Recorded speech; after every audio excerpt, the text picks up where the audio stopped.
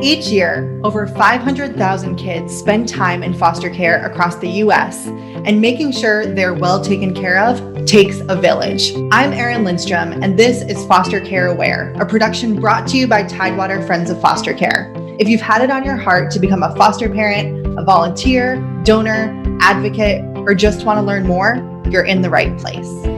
This episode of Foster Care Aware is brought to you by kids, kin, and caregivers, whose mission is to promote the health and well-being of kinship families through a broad range of comprehensive services. You may be wondering, what's a kinship family? Kinship care refers to the care of children by relatives, or in some jurisdictions, close family friends, often referred to as fictive kin. Kids, kin, and caregivers provides comprehensive services, including educational seminars, support groups, activities and services for children, tweens, families. They also provide holiday assistance and linkage to needed resources and services. They also help with advocacy, parenting classes, parent coaches, and provision of needed resources. So it's a ton of ways to connect for kinship families to really have wraparound support. The majority of their services are provided to kinship families at no cost to the family themselves. So if you are a kinship family who desires support, or if you're someone in the community who is looking for a volunteer opportunity with an amazing organization, reach out to Kids, Kin, and Caregivers for more information. You can give them a call at 757-434-5162. You can send an email to kknc@cox.net, or you can check out Kids, Kin, and Caregivers on Facebook. Most importantly, if you are a kinship family and you are listening to this, please know that you are not alone. There are others on the same journey, and Kids, Kin, and Caregivers is here to support and encourage you in any way they can. Hey, welcome back to Foster Care Aware. I'm Erin Lindstrom, and I am joined by Audra Bullock, the founder and director of Tidewater Friends of Foster Care. Hi there. And today we have with us John Murray of Families First of Virginia. How you doing? Well, welcome. This conversation, I am so excited to kind of dive into all of this and to have John with us today. So to start us off, John, can you tell us a little bit about your organization and yourself? Why do you choose to do this work? Okay. Families First Virginia is a private agency that provides therapeutic foster care placements and non-treatment foster care placements for children throughout Virginia. So we provide that case management services, and we combine that with a clinical focus. And then we also do unification training for children transitioning back home, possibly going to a relative, or possibly another adoption home outside my agency. And then we also are now transitioning into parent coaching. Those are our three main components of what we provide as a private agency. Your question, why? It's a long story, but I'll try to make it quick. I never picked this line of work. That's not something that I was even thinking about. I worked with the homeless for 4 years in Roanoke, Virginia. I got kind of burned out, and I stumbled into foster care. And I would say within 6 months of working with the children, I found my niche I thought was the children, but it really was the families. And I've been hooked now for over 30 years. You believe that? 30 years. That connection of being in a room full of families that want to give, that have so much to offer, who not just raise awareness of what's going on in the community, but actually are part of solving problems. That's just amazing to me. I still get amazed every single time I meet a new family.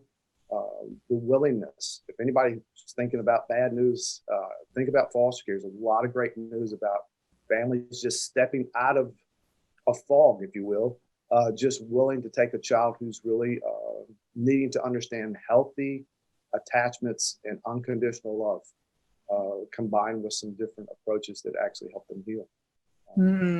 Beautiful.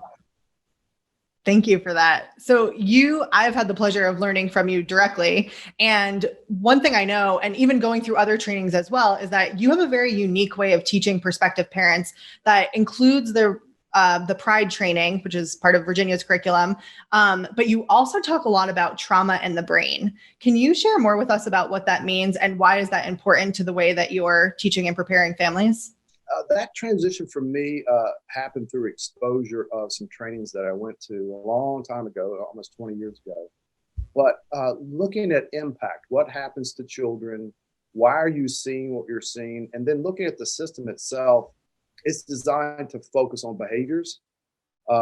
It's a medical model that actually measures behaviors and decreases of behavior, hopefully, if things are going as we would like for them to.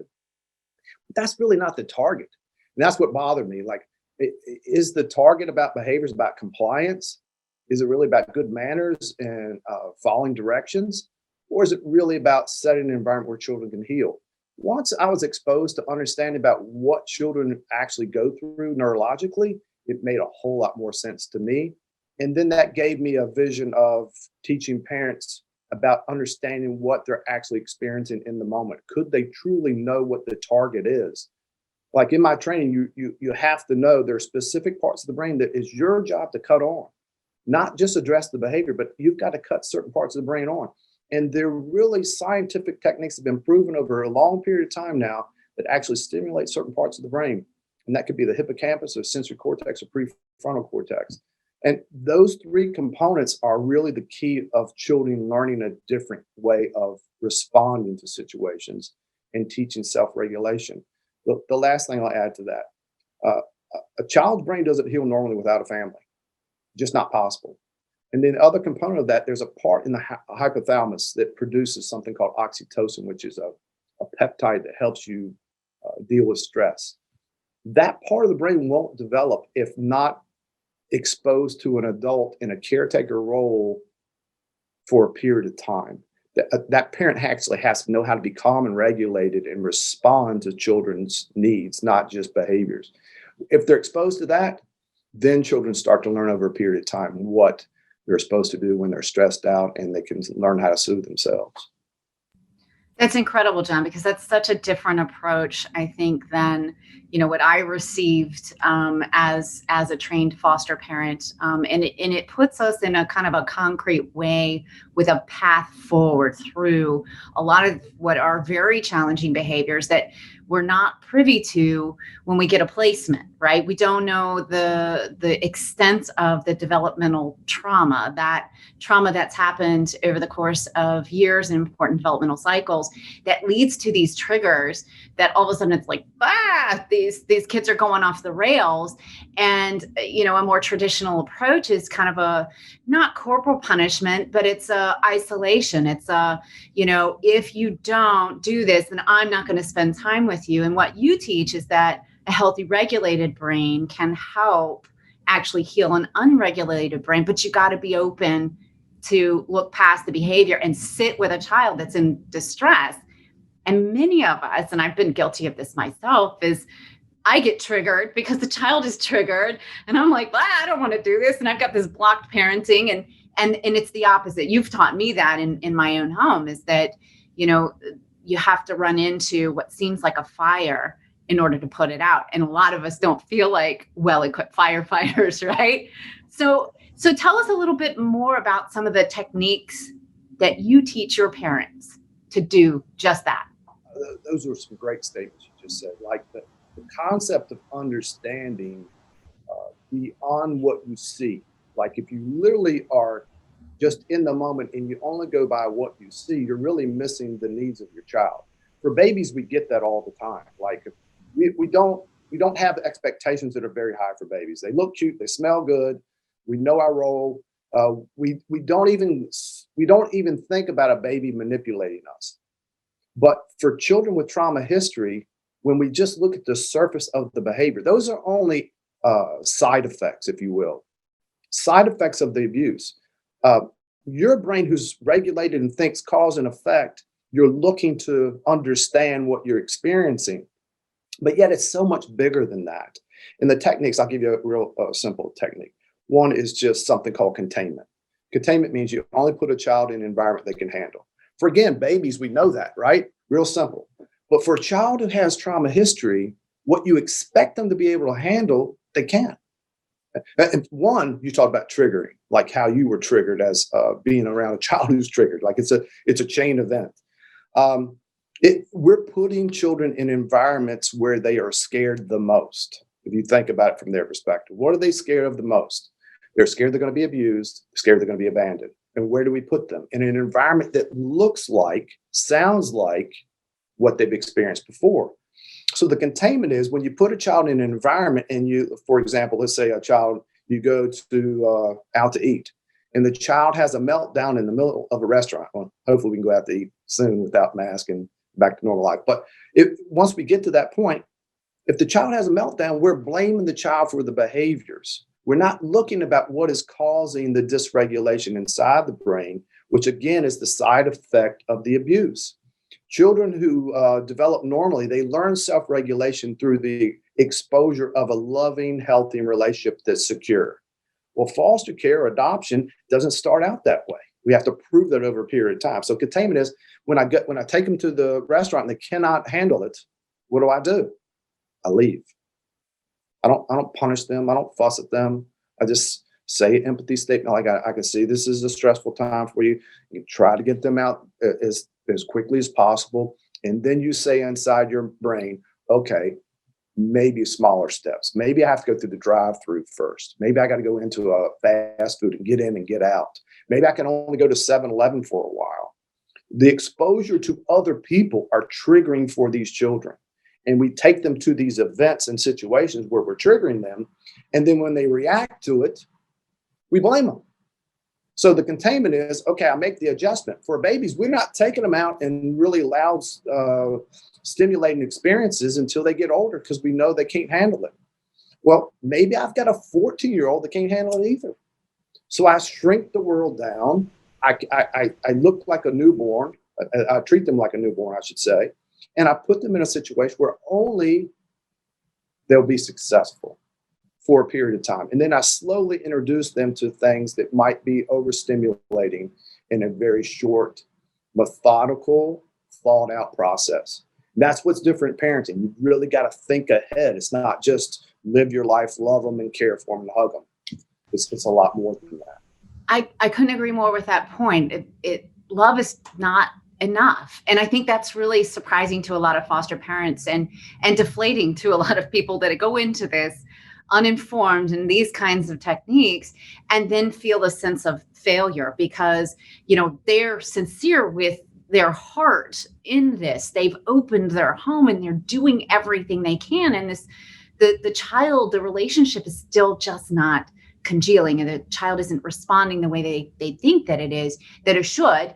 And then you don't really know, like you said, this 14-year-old. So you look at a 14-year-old and you expect that they've been taught different things and you expect that they are out in the world and they can handle these situations, but they're not. And one of the things I think that you said to me is time frame. Tell us when you have a child that is like that, about how long does it take to mend these fences to help repair some of this damage and get to a point where you can be out and about and have this healthy attachment? It takes about 18 months to rewire the brain. And here's what's really cool about that statement.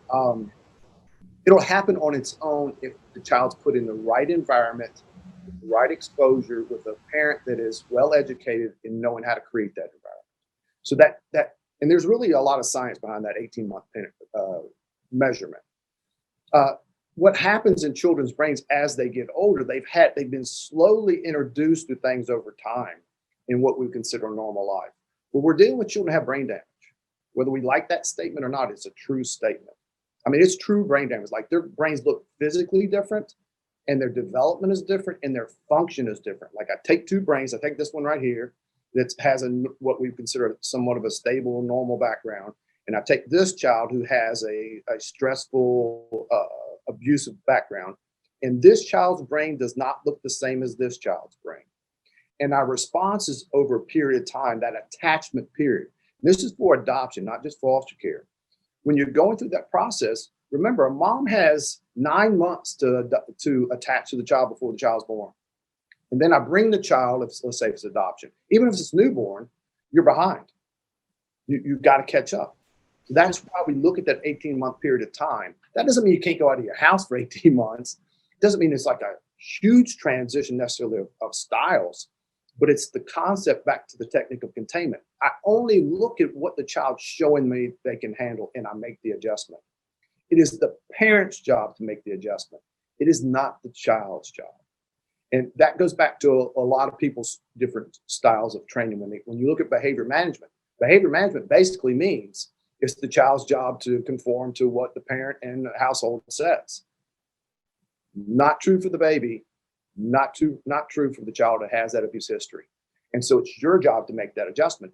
And what frustrated me when I first got in this business, I worked all about behavior modification. I was the king of it. I formulated consequences, different ways that we can find what they like the most, and that's what we take away, and we find leverage and those kind of things.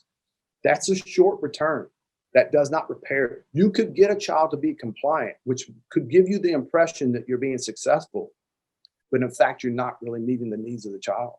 And that's what's so much different about fostering and adoption. You've got to go back in time to repair what should have happened that didn't. So you've got to look at that 18-month window. Isn't it true, though, that you should be doing these things for foster care periods, even if you aren't going to adopt the child? Isn't it better for a child to learn a healthy attachment and then go through that period of healing the brain trauma that they've had in the past?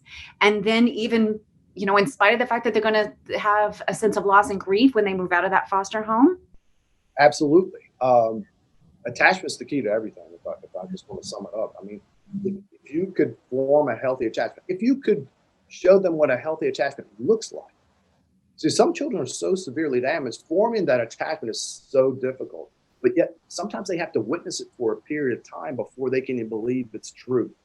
I had a child, he was about 15, riding in a car, and this was his second placement, but he'd had 17 homes in 1 year. Second placement with me. And he turns the radio down after 2 years of being in the home, and he goes, it really could be like this? Like there are other homes like this, John? Like he was shocked. And I didn't understand what he was saying. I think I was kind of slow that day, not paying attention. And I said, what are you talking about? He got mad. He said, you heard me. There are other people like this. Like they're not faking it. Like it took 2 years for him to even believe that someone could love him unconditionally and that someone could love him for the future at the same time. Whenever I get a chance to talk, there's two expressions of love. That unconditional love that people, especially foster parents, they come to me, they got it just oozing out of their pores of unconditional love. It's great, right? But that loving for the future, those are two different styles of expressions of love. And sometimes families get stuck in one or the other. For these children, or for any child, but especially these children, you have to balance those two and know how, in the moment, which expression of love do I need? And those are really tough learning lessons. And I think if the agency is present in their training model, but not just their training, but their support model, parents have an easier transition in understanding both those expressions. So back to your question, the attachment is it. Even if it's temporary, it's life-changing because you prove to the brain it is possible to be loved in this fashion. And it is marked for life. When I say that, I'm going to say it again. It's marked forever. I don't care if a child went to home for respite, was exposed to it. That mark is stored in that hippocampus for life, and they can rely on that, and it can save them. I think that's what foster parents and people that are coming to the table to foster that are always afraid of, well, how do I let him go? What if I've done this and then they go back to a less than ideal circumstance? Have I wasted my time? And I think your words are the reason that people should come. It's that giving, it's that investment in these kids that really does make all the difference. And when I licensed as a foster parent, I recall going down to the informational session, and there were so many people sitting around the table that had come from the foster care system, that had successful transition to adulthood. And there was some magic recipe, like what you're talking about, that happened for them, that didn't happen for everybody, that they were there to pay forward because it made such a big difference in their lives. And most of those people were not adopted, right? Most of those people went back to their birth family, but they looked on that time in foster care with fond remembrance of the importance to their life. And I would suspect, there are a lot of kids in the system that get bounced from home to home to home because of their behaviors that aren't looking back fondly on foster care. They're saying, I don't want to have anything to do with that. That was the worst time of my life.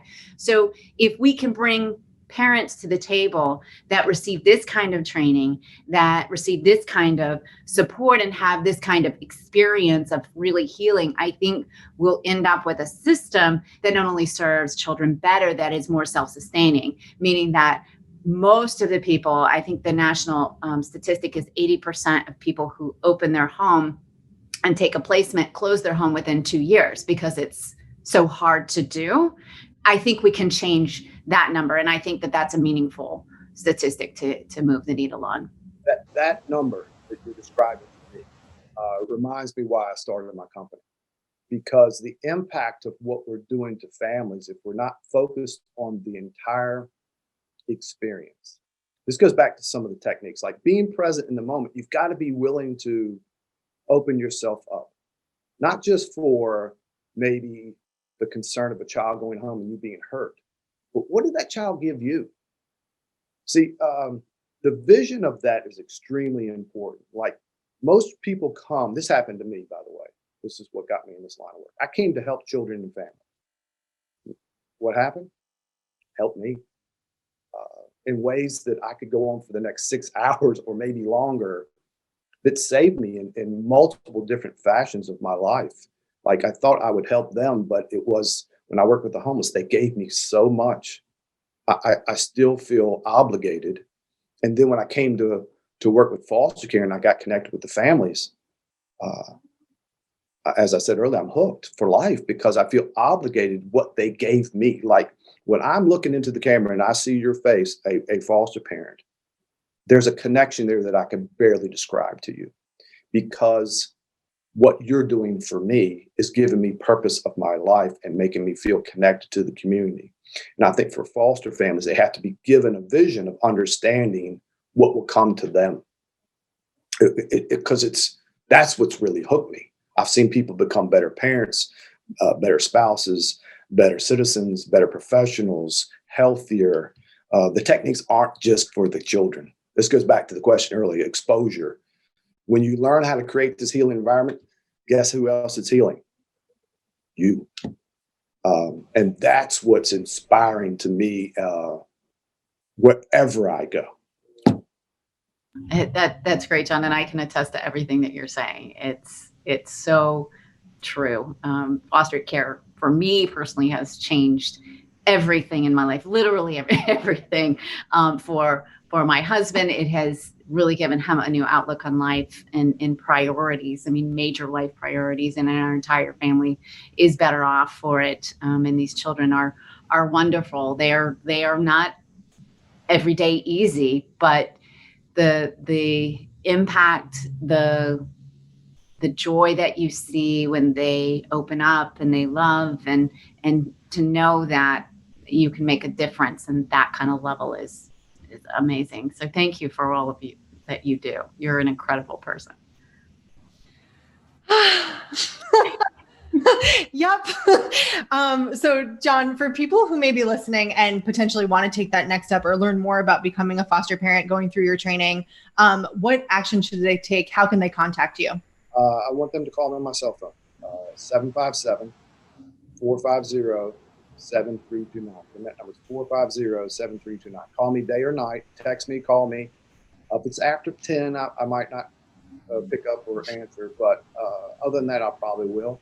If I get a chance to meet with somebody, and that's what I like to do. I like to meet in person to make sure that my AC is a good fit and that my philosophy matches well with that particular person or family.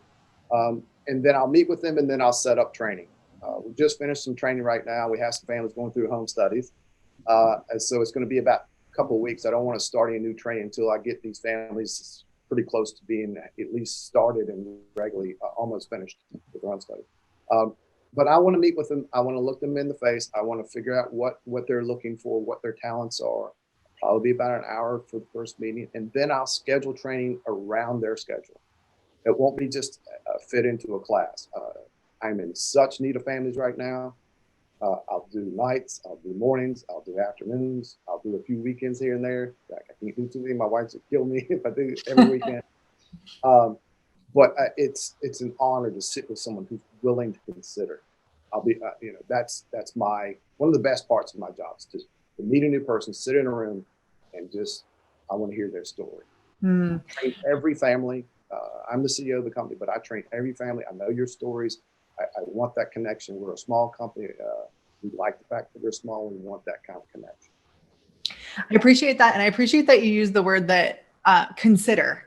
Like, you are open to sitting down with anyone who is considering this. And I think that's really important because so many people hesitate to take action because it's such a big commitment. And I don't know if I can. And there are so many unknowns that it can be hard to just take the first step. And so having that kind of the door is open, come have a conversation, I think is really important. Can you share your cell phone number with us? My cell phone number, 757-450-7329. Beautiful. Well, thank you so much for taking the time. Every time you speak about any of this, my heart starts singing. So super appreciate your time and energy. And thank you sincerely for doing this work in the world. Yeah, John, you make a difference in this community that is really unparalleled. So thank you for what you do. Thank you all very much. I appreciate the opportunity. And a big thank you for listening. Foster Care Aware is all about getting the word out about how you can support the kids in care in whatever capacity works for you. And Tidewater Friends of Foster Care is here to support you through the journey. To learn more, head over to fostercareaware.org, where you can join our digital community of Friends of Foster Care and learn more about how you can provide a birthday or holiday gift for a child in care as one of our gift sponsors, stay in the know about upcoming trainings, and help meet the needs of current foster parents and youth as they arise. Whether you want to be a foster parent, volunteer, donor, or advocate, head on over to fostercareaware.org to learn more.